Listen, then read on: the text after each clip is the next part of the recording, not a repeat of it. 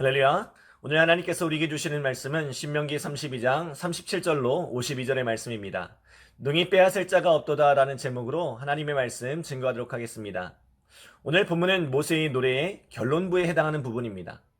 하나님께서는 가나안 땅에 들어가기에 앞서 이스라엘 백성이 결국 하나님을 배신하고 그 땅의 헛된 우상에게 마음을 빼앗길 것을 말씀하십니다.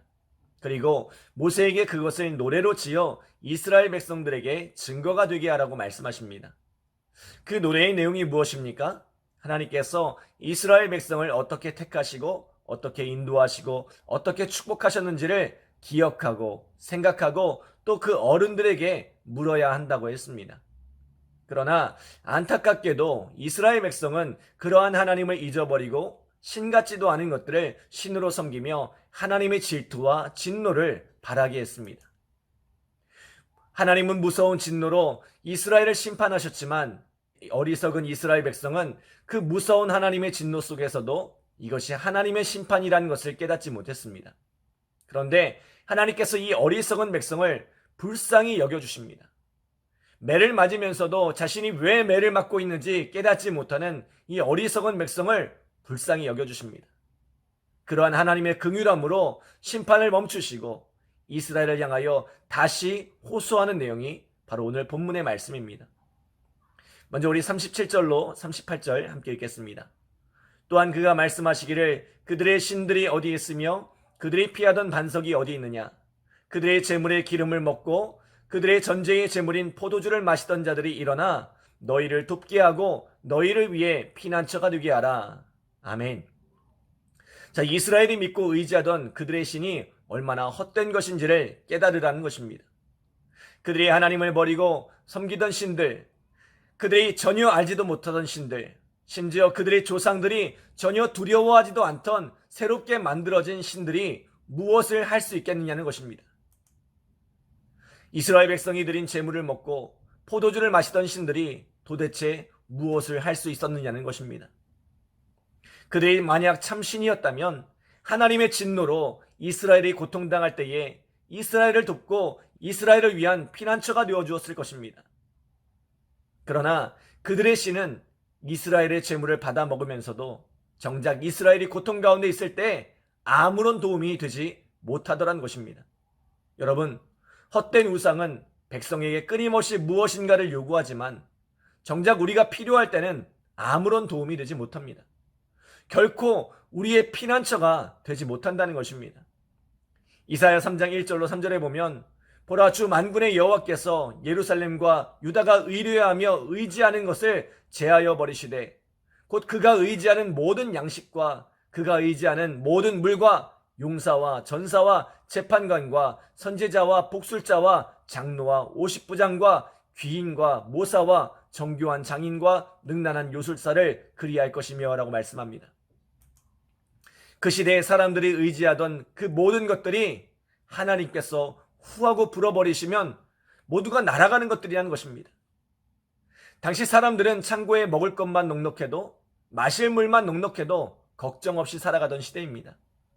또 전쟁이 많던 시대, 용사와 전사들이 있으면 두려워할 것이 없던 시대입니다. 그리고 재판관과 선지자를 비롯한 지도자들의 뒷배가 있다면 두려울 것이 없던 시대입니다. 그러나 그들이 의지하던 그 모든 것들도 하나님의 심판을 견디지 못하고 아무런 쓸모가 없다는 것입니다. 그들이 우상을 섬기듯 세상에서 나를 지키고 보호하기 위해 많은 시간과 에너지를 쏟았던 그 모든 것들이 휴지 조각과 다를 바가 없더란 것입니다. 우리가 세상에서 의지하는 많은 것들이 이와 다르지 않습니다. 어떤 이들은 재산이 나를 지켜줄 수 있을 것이라 믿습니다. 또 어떤 이들은 사람들과의 인맥이 나를 지켜줄 수 있다고 생각합니다. 또 세상의 권력이나 지혜를 의지하는 이들도 있습니다. 그래서 우상에게 많은 재물을 드리듯이 그것을 축적하기 위해 많은 시간과 에너지를 쏟습니다. 물론 저는 우리 그리스도인들이 세상을 적극적으로 열심히 살아야 한다고 믿습니다. 그러나 우리가 잊지 말아야 할 것은 그것이 우리의 의지의 대상이 되지 못하고 또 그것이 나를 지켜주지 못한다는 것입니다. 그것은 하나님께서 우리에게 누리라고 주신 것이지 결코 의지의 대상이 아니란 것입니다. 그렇다면 우리가 의지할 분은 누구십니까?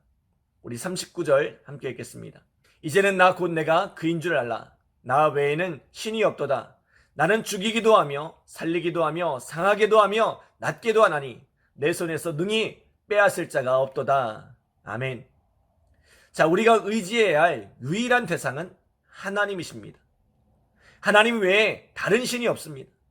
하나님은 죽이기도 하시고 살리기도 하시고 상하게도 하시고 낫게도 하시는 분이십니다. 하나님께서 죽이고자 하시면 그 죽음에서 건져낼 자가 없다는 것입니다.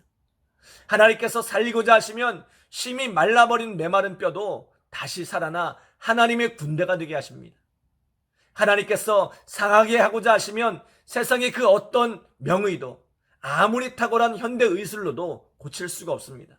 그러나 또 하나님께서 낫게 하고자 하시면 세상의 그 모든 방법을 다 동원해도 고칠 수 없던 것을 낫게 하실 수 있습니다. 그 누구도 하나님의 손을 거스를 수가 없습니다. 왜냐하면 세상의 모든 권세가 하나님의 손에 있기 때문입니다. 하나님은 어리석은 이스라엘 백성이 이것을 깨닫기를 바라셨습니다. 세상 그 모든 것이 하나님의 손에 있음을, 그러므로 우리가 의지할 유일한 대상이 하나님이심을 깨달아 알기를 원하셨습니다. 사무엘상 2장에 보면 이 고백을 드렸던 한 여인이 등장합니다. 바로 사무엘의 어머니 한나입니다. 사무엘상 2장 6절로 8절에 보면 여호와는 죽이기도 하시고 살리기도 하시며 소울에 내리기도 하시고 거기에서 올리기도 하시는도다. 여호와는 가난하게도 하시고 부하게도 하시며 낮추기도 하시고 높이기도 하시는도다. 가난한 자를 진토에서 일으키시며 빈궁한 자를 거름더미에서 올리사 귀족들과 함께 하시며 영광의 자리를 차지하게 하시는도다. 땅의 기둥들은 여호와의 것이라 여호와께서 세계를 그것들 위에 세우셨도다라고 고백하는 것을 보게 됩니다. 아이를 가질 수 없어 고통하던 한나의 마음에는 하나님께서 이 세상의 주권자이시며 그가 하시고자 하면 그 무엇도 막을 수 없으리라는 믿음을 가지고 있었던 것입니다.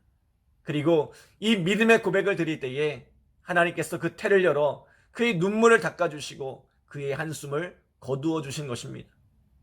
오늘 하나님께서 우리에게 기대하시는 믿음이 무엇입니까? 하나님의 주권을 인정하는 것입니다.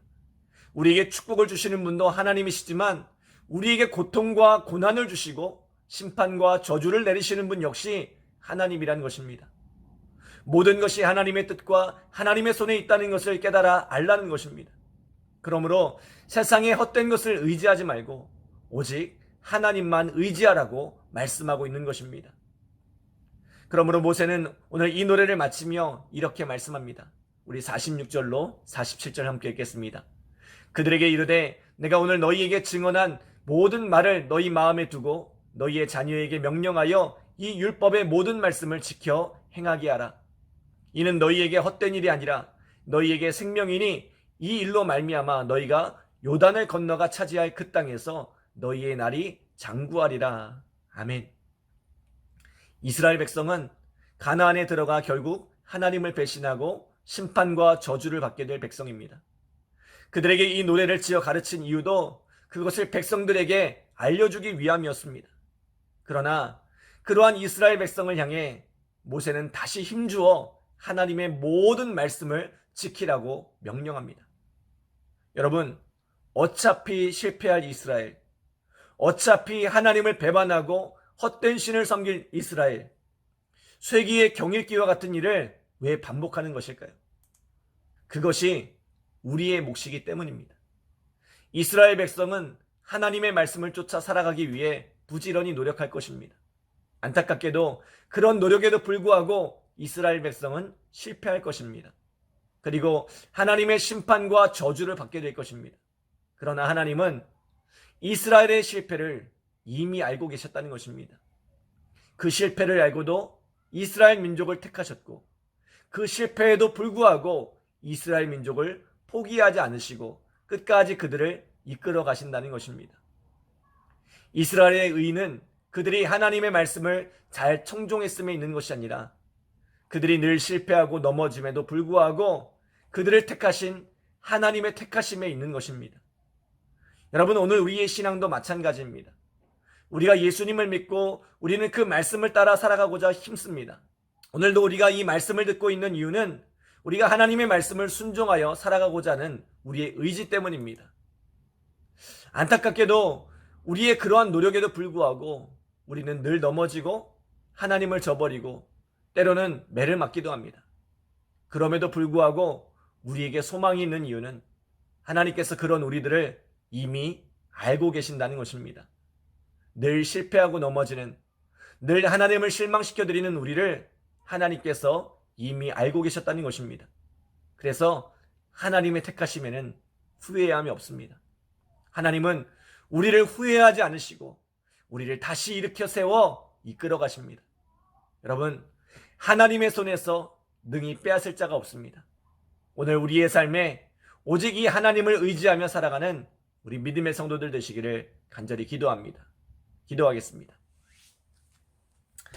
하나님 감사합니다. 늘 넘어지고 실패하는 우리들을 이미 아시고 그런 우리를 택하여 지금까지 인도하신 하나님을 찬양합니다. 하나님, 우리는 부족하고 연약하나 오늘 능력의 하나님, 우리를 신실하게 이끌어 가실 그 하나님을 바라보며 나아가오니 오늘도 우리의 삶을 이끌어 주시고 주님 안에서 승리하는 우리의 삶이 되어질 수 있도록 축복하여 주시옵소서. 감사드리며 예수님의 이름으로 기도드립니다. 아멘.